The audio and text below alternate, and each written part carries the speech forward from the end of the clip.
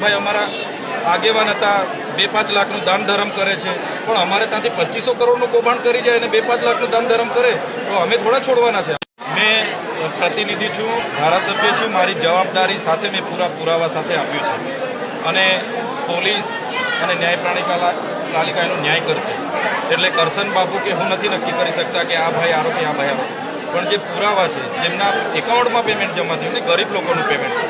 એટલે આવનારા દિવસોમાં અમે પણ અમારા વિસ્તારના લોકોને જાગૃત કરીશું. અમારે જે મોરચે લડવાનું હશે અમે તૈયાર છે, કેમ કે અમારા લોકોના કોળીઓ છીનવાયેલો છે. એટલે એ કોળિયા માટે હું એમનો પ્રતિનિધિ છું અને પ્રતિનિધિ તરીકે મારી જવાબદારી નિભાવું છું. જગ્યાએ રોજગારી નહીં આપીને એ પૈસા ડાયવર્ટ કરીને કોઈ વ્યક્તિ એના એકાઉન્ટમાં જમા કરી લે છે, ત્યારે આ એની લડત છે. અમારે કોઈ હીરા જોટવા સાથે, મારે કોઈ ભાજપના બચુભાઈ ખાબડ સાથે જમીનના ઝઘડા નથી, પણ એમણે મારા વિસ્તારમાં આટલું મોટું કૌભાંડ કર્યું અને હું પ્રતિનિધિ તરીકે